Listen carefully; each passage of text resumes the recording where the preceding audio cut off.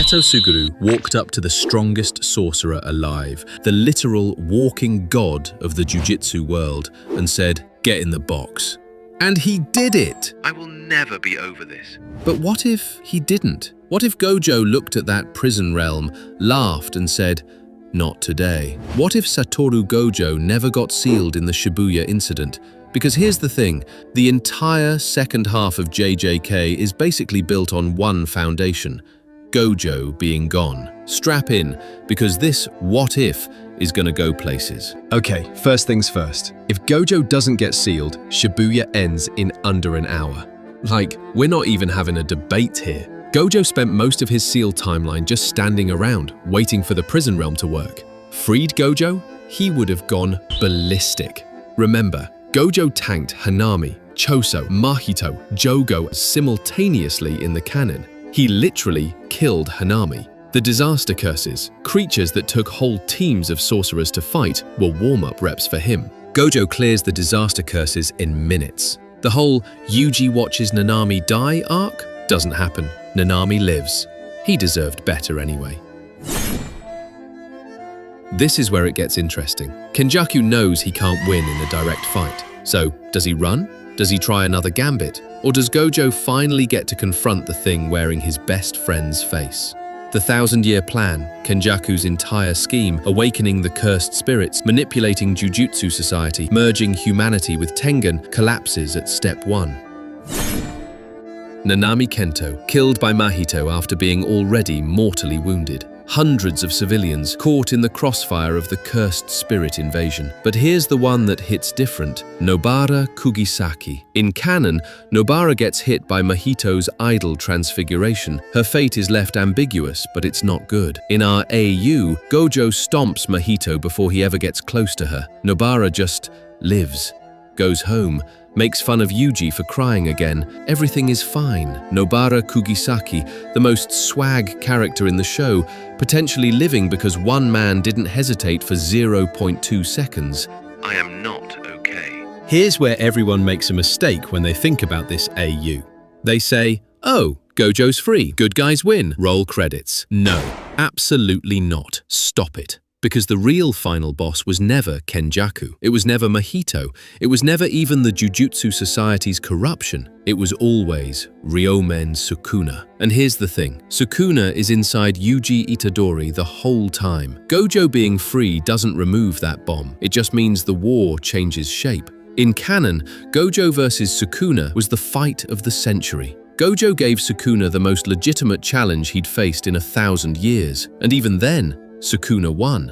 Barely, but he won. In the alternate timeline, here's how I see it playing out. Gojo clears Shibuya. Kenjaku retreats or is killed. The culling game never gets initiated. Sukuna is still in Yuji, biding his time. The Jujutsu higher-ups are still corrupt. They'd still want Yuji executed. Sukuna's plan changes. He can't use the culling game chaos to body hop into Megumi. He needs a new strategy. And Sukuna is patient. He's been waiting 1,000 years. He'll wait a bit longer. The final confrontation becomes inevitable. At some point, Sukuna takes control. And this time, Gojo is right there. The fight we almost got, but better.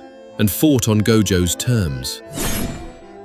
Yuji Itadori's character arc is built on loss. Every death he witnesses, Junpei, Nanami, Nobara, shapes him into someone stronger, harder, more resolved. He doesn't just get sad, he evolves through grief. He develops his Black Flash mastery during moments of pure emotional desperation. In a world where Gojo's presence prevents most of these deaths, Yuji might never unlock his full potential because he never has to. The safety net is always there. In canon, being forced to survive without Gojo made Yuji into someone Sukuna himself started taking seriously. That's insane. That's real character development. In the alternate timeline, Yuji might be more cheerful, less broken, but paradoxically weaker. The question this AU really asks isn't just, do more people survive? It's, at what cost to the heroes we love? If Gojo's free, Megumi Fushiguro might be the biggest winner of this entire alternate universe. Here's what happens in canon. The culling game starts. Megumi's sister Tsumiki gets caught up in it. In his desperation to save her,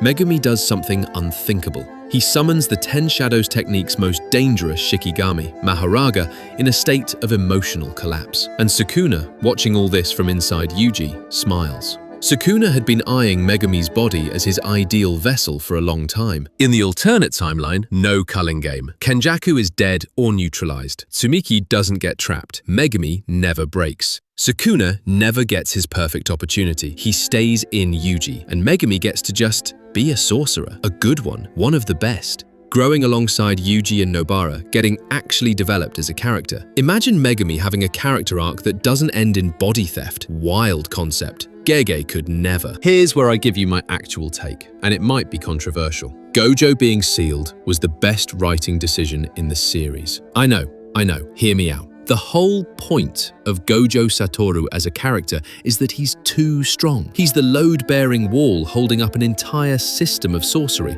And the story is about what happens when you remove that wall. It's about whether the next generation can fill that gap. The alternate timeline where Gojo never gets sealed is a better outcome for the characters, but it's arguably a worse story. Stories need their protagonists to be tested beyond their limits. And you can't be tested when Satoru Gojo is standing right next to you. This is the same reason Dumbledore had to die in Harry Potter. Some mentors are too powerful to stay. Their absence is the story. So yeah, in the alternate timeline, more people live. The world's better, the heroes win. But maybe, just maybe, we don't get the story that made us obsessed with JJK in the first place. Wild, right? The worst thing that happened to these characters is what made their story worth watching. So that's the alternate universe. Gojo never sealed. Shibuya ends in an hour. Most of the cast lives. Sukuna still has to be dealt with, but this time on fair terms. The world is better. The story might be less devastating, but honestly, after what Gege put us through, I think we deserve the good ending, at least in our heads. Let me know in the comments,